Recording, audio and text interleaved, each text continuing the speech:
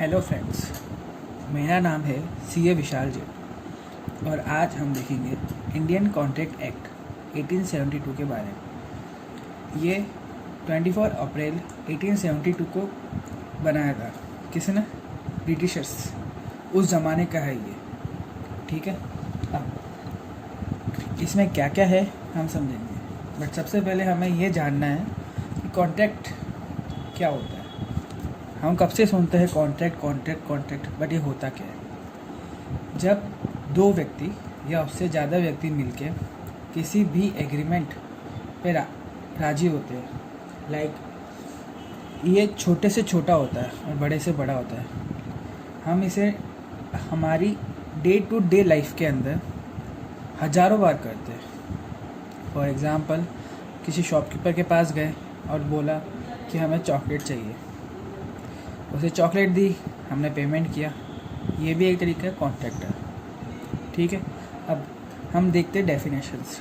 सबसे पहले 2 है, दैट इज़ प्रपोजल, ऑफ़र। इसमें क्या होता है?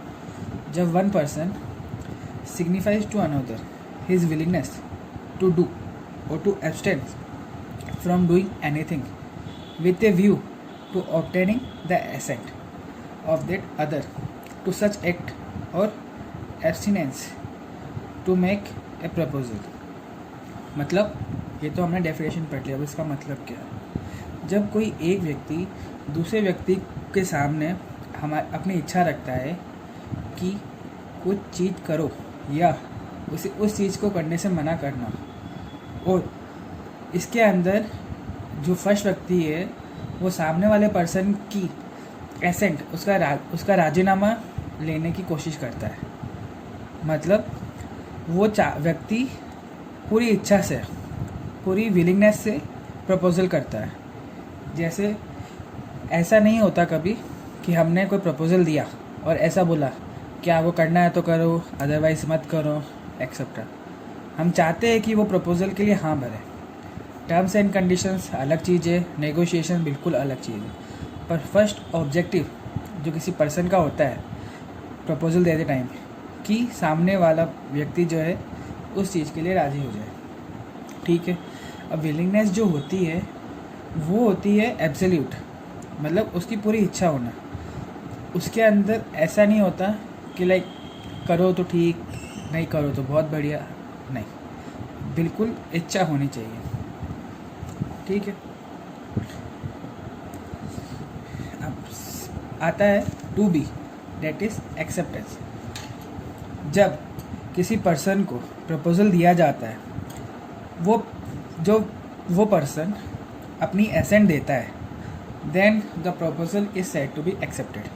फॉर एग्ज़ाम्पल, हम पहले वाला एग्ज़ाम्पल लेते हैं कि एक व्यक्ति शॉपकीपर के पास गया और उसको बोला चॉकलेट दो। उसने चॉकलेट दी तो मतलब उसने अपनी एसेंट दी, अब उसने एक्सेप्ट कर लिया उस चीज़ को, तो वो एक तरह से प्रॉमिस बन जाता है।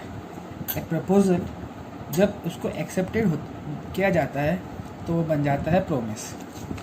ठीक है, अब सेकंड पॉइंट, एक तरह से ये मान लीजिए कि अगर ऑफ़र बारूद है और एक्सेप्टेंस माचिस है, तो वो जब मिलते हैं तो निकलती है आग, दैट इज़ प्रॉमिस।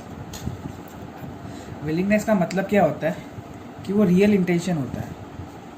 ठीक है, और एब्सटेन फ्रॉम डूइंग एनीथिंग, मतलब किसी काम को ना करने का प्रपोज़ल देना एंड उस काम को ना करने के रिटर्न के अंदर कंसिडरेशन देना। फॉर एग्ज़ाम्पल, ब्राइबरी, किसी को रिश्वत देना कि हमारी फाइल आगे ना निकालो, उसके अंदर कोई मिस्टेक ना निकालो, उसके बदले में पैसे देना, तो एक जैसे वो कंसिडरेशन हो गया। अब हम एक एग्ज़ाम्पल लेते हैं। Mister V wants to buy mouse. ठीक है, अब मिस्टर वी है, उसको एक माउस चाहिए अपने कंप्यूटर के लिए, तो वो एक शॉपकीपर के पास गया। उसने उसे बोला कि भैया मुझे माउस चाहिए। तो यहाँ पे मिस्टर वी एक प्रपोज़ल दे रहा है शॉपकीपर को। अब जब सेलर, जो शॉपकीपर है, वो उस प्रपोज़ल को एक्सेप्ट कर लेता कि ठीक है मुझे माउस बेचना है, तो वो हो जाती है एक्सेप्टेंस। अब शॉपकीपर बोलता है कि इसकी MRP 500 रुपीज़ है, तो आप मुझे वो दे दीजिए। अब मिस्टर वी जब वो एग्री हो जाता है कि भाई ठीक है 500 रुपये ले लीजिए, तो वो एक तरह से एक्सेप्टेंस हो जाती है। मतलब यहाँ पे 2 प्रपोजल हुए, 2 एक्सेप्टेंस हुए, P1 A1 P2 A2। जब ये चारों चीज़ें कंप्लीट हो जाती है तब जाके वो एक एग्रीमेंट बनता है। ठीक है, एक एग्रीमेंट के अंदर 2 प्रॉमिस होते हैं। ठीक है, और एक प्रॉमिस के अंदर एक प्रपोजल प्लस एक एक्सेप्टेंस होता है। और जिस तरह से 2 प्रॉमिस होते हैं उसी तरीके से 2 एक्सेप्टेंस होते हैं। फॉर एग्ज़ाम्पल माउस जो है, ये जो माउस होता है ये एक तरह से कंसिडरेशन है फॉर मिस्टर वी, क्योंकि उसे ये मिल रहा है। एंड जो ₹500 है ये कंसिडरेशन है फॉर शॉपकीपर। ठीक है, हम इस सबको आगे जाके देखेंगे कि कैसे कंसिडरेशन मिलता है वगैरह। अब एक एग्रीमेंट के अंदर 2 प्रपोजल एंड 2 एक्सेप्टेंस होती है। ठीक है, नेक्स्ट टॉपिक सेक्शन 2C। हम अभी डेफिनेशंस देख रहे हैं। सेक्शन 2C है प्रोमिसर एंड प्रोमिसी। जो प्रपोजल देता है वो होता है प्रोमिसर। ठीक है, जो एक्सेप्ट करता है वो होता है प्रोमिसी। अब किसी भी एग्रीमेंट के अंदर प्रोमिसर एंड प्रोमिसी 2 होते हैं। मतलब पर्सन एक होगा बट उसको प्रोमिसर भी बनना होता है, प्रोमिसी भी बनना होता है किसी भी एग्रीमेंट के अंदर। ठीक है, फिर आता है section 2D that is consideration.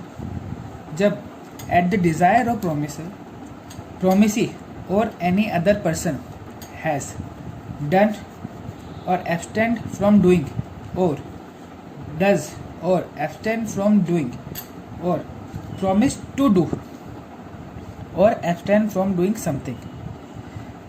मतलब consideration past, present and future तीनों हो सकता है।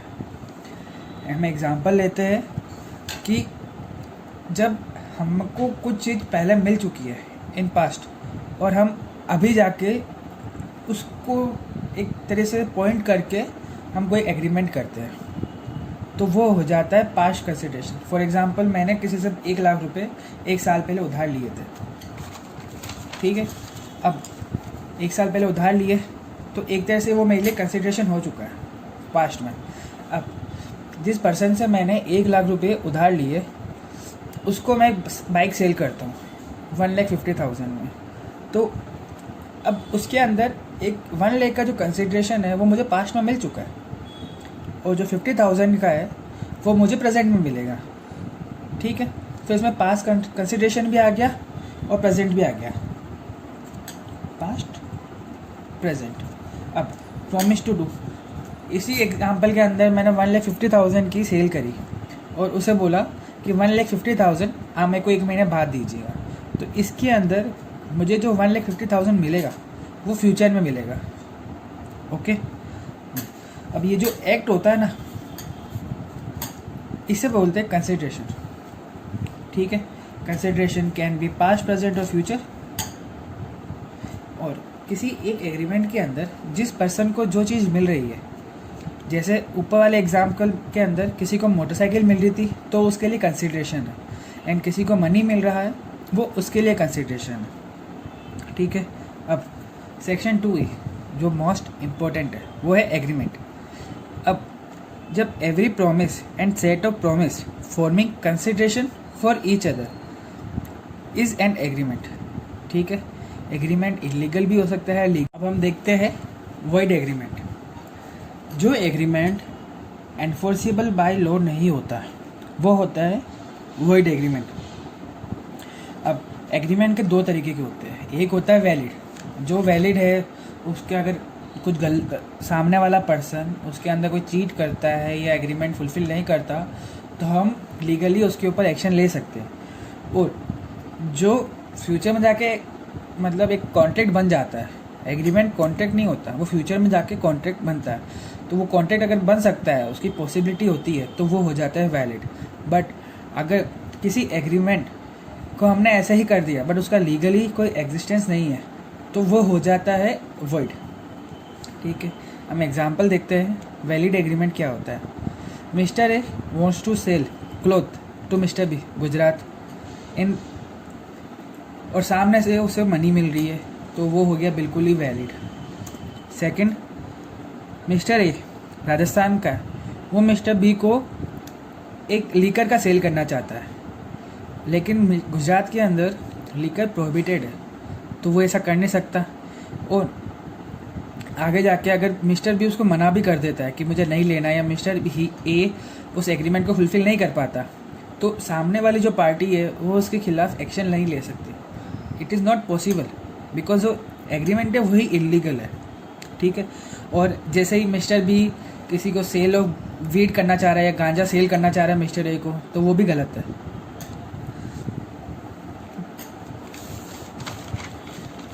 फिर आता है section 2H, that is contract. अब कॉन्ट्रैक्ट क्या होता है? An agreement that is enforceable by law is contract. ठीक है, मतलब इतनी छोटी सी डेफिनेशन दे दी, बट इसके ऊपर पूरा एक चैप्टर है, एक एक्ट बना दिया, इंडियन कॉन्ट्रैक्ट एक्ट। अब कॉन्ट्रैक्ट क्या होता है कि ऐसा एक एग्रीमेंट जो एनफोर्सेबल बाय लॉ। तो हमारे को पहले क्या क्या देखना पड़ेगा इसके लिए कि फर्स्ट ऑफ ऑल एग्रीमेंट क्या होता है, एंड एग्रीमेंट, ठीक है, प्लस इसका एनफोर्सेबल बाय लॉ, इसका क्या मतलब होता है। तो हम एग्रीमेंट पहले देख लेते हैं वापस कि ऑफर प्लस एक्सेप्टेंस एक प्रॉमिस बनता है, एंड सामने भी एक ऐसा एक को प्रॉमिस बनता है, दैट इज़ प्रॉमिस टू। जब दोनों मिलते हैं तो एक एग्रीमेंट बनता है। ठीक है, ये हम पहले देख चुके, वापस रिपीट कर दिया। अब एनफोर्सेबल बाय लॉ मतलब जो लीगली पॉसिबल है, जिसका लीगली एग्जिस्टेंस है, और अगर वो चीज़ नहीं होती तो हम उसके खिलाफ एक लीगल एक्शन ले सकते हैं। ठीक है, प्लस पॉसिबिलिटी मतलब हमने जैसे एग्रीमेंट कर दिया कि मैं चांद तारे तोड़ के ले आऊँगा तो मुझे 1 लाख रुपए दे देना, ये पॉसिबल ही नहीं है, बिकॉज हमारे जैसे करोड़ों लोग भी मिलके हिला नहीं सकते उन सब चीज़ों को। ऐसे प्यार के अंदर लोग बोलते ही है, बॉयफ्रेंड ने गर्लफ्रेंड को बोला कि चांद तारे तोड़ के ले आऊँगा, सपोज वैसे। ठीक है, अब हम एक एग्जांपल देखते हैं पॉसिबिलिटी का। जैसे मिस्टर बी मोबाइल शॉप पे गया एंड उसने ऑफ़र दिया iPhone 11 Pro Max दीजिए, कि मेरे पास पैसे नहीं है लेकिन मैं चांद तारे तोड़ के ला दूँगा या समुंदर का पानी ख़त्म कर दूँगा। ये लीगल है क्या? इसके ऊपर कुछ मतलब गलत नहीं है, या कानून के अंदर, लॉ के अंदर इसके लिए कोई सज़ा नहीं है, या इसको मना नहीं कर रखा, बट ये पॉसिबल ही नहीं है। ठीक है, देखते हैं हम section 2I, voidable contract. That mean agreement enforced by law at the option of one or more of the parties there to, but not at the option of the other, और other is voidable agreement. Let's take a example. मतलब एक person जिसको सब कुछ पता है, उसने फिर भी सामने वाले पर्सन है उसके साथ कोई चीट किया या उसको कोई चीज़ नहीं बताई। जैसे हम गए किसी मतलब किसी ड्रेस के दुकान पे गए, ठीक है, अब उसने बोला कि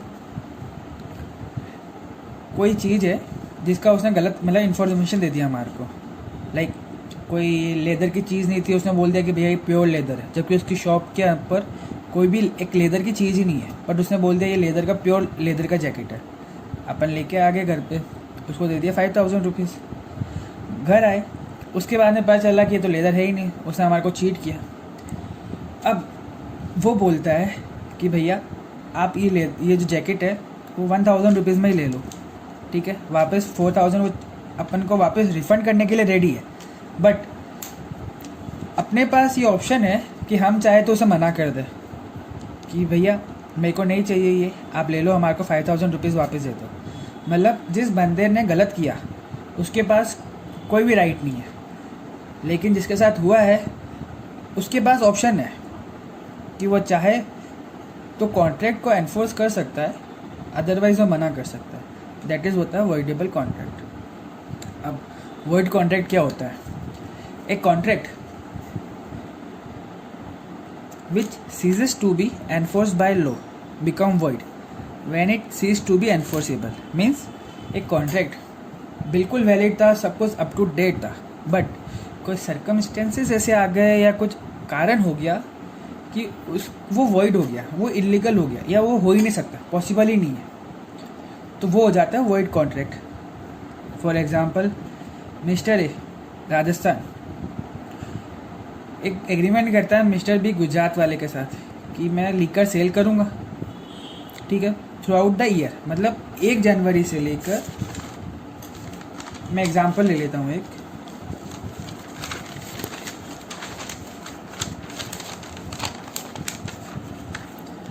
मतलब मिस्टर वी एक कॉन्ट्रैक्ट करता है लीकर सेल करने का मिस्टर वाई और गुजरात के साथ कि भाई साल भर में आपको ये सेल करूँगा, ठीक है, 1 जनवरी से लेकर 31 दिसंबर। बट मीनवाइल 31 जुलाई को ऐसा होता है कि गुजरात में लीकर बैन हो जाता है, तो 1 जनवरी से लेकर 31 जुलाई तक जो भी था, जो भी इन्होंने सेल करी, जो भी कंसिडरेशन आया, वो बिल्कुल वैलिड था, बिल्कुल वैलिड। बट इसके बाद का जो कॉन्ट्रैक्ट है, जो आफ्टर 6 मंथ वाला जो कॉन्ट्रैक्ट है, वो हो गया वॉइड। अब इस सिनेरियो के अंदर अगर मिस्टर वाई ने उसको कुछ प्री पेमेंट या एडवांस में पेमेंट कर रखा है तो उसे रिफंड करना होगा। एंड अगर 31 जुलाई तक कुछ सेल करा हुआ है, लीकर की सप्लाई हो चुकी है, तो उसका पेमेंट मिस्टर वाई को करना होगा। इसे कहते हैं वॉइड कॉन्ट्रैक्ट, जो जब क्रिएट हुआ था, जब वो कॉन्ट्रैक्ट बना तब बिल्कुल वैलिड था, but after some time due to सब रीज़न वो इनवैलिड हो गया। एक चार्ट देखते हैं हम, एग्रीमेंट तक हम देख ही चुके हैं। उसके बाद में अगर एग्रीमेंट लीगल है तो कोई दिक्कत नहीं है, आगे जाते हैं, बट अगर वो इलीगल है तो वो हो जाता है वॉइड एग्रीमेंट, मतलब वो वहीं पे खत्म, उसका आगे कुछ भी नहीं कर सकते, ना एनफोर्स हो सकता है, ना क्या बोलते हैं, ना इन्फोर्स हो सकता है, ना उसके ऊपर कोई एक्शन किया जा सकता है, कुछ भी नहीं, वो उसके एग्जिस्टेंस है ही नहीं, वो बिल्कुल ख़राब ख़त्म है। अब अगर वो लीगल है हमेशा के लिए, जब तक उसका परफॉर्मेंस होता है तब तक, तो वो हो जाता है वैलिड कॉन्ट्रैक्ट। और अगर वो बिकम इलीगल, कभी भी बीच के अंदर वो इलीगल हो गया, तो वो